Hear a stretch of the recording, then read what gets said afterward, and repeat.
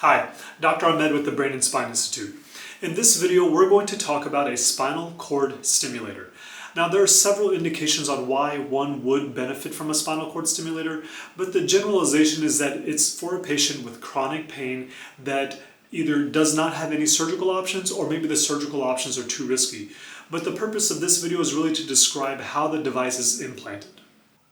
When it comes to spinal cord stimulators, there are two options. One option is to undergo a percutaneous spinal cord stimulator, and that involves a couple of wires or electrodes that get placed right onto your spinal cord. The other option is a paddle. The paddle is a stronger, more robust system, but it's a little more involved when it comes to implantation. To implant a percutaneous system, two small incisions are made, one over the spine and one off to the side where the battery would go.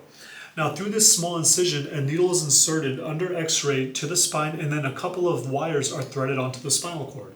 Then those electrodes are then connected to a battery. The battery can go on either side of the patient depending on patient's preference.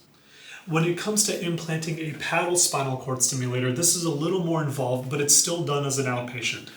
This involves two incisions, one in the middle part of the spine and one off to the side for the battery. With this incision, you have to dissect through the muscle and get down to the spine. And once you get down to the spine, you remove a little bit of bone to expose the spinal cord, and then the paddle is inserted or slid onto the spinal cord. Once that paddle is on the spinal cord, the wires come off to the side and it gets connected to a battery. Here's an example of a battery right here that can be implanted for the spinal cord stimulator. Now, different companies have small variations in the size, but this is a generalization of how big of a battery gets implanted into the flank area.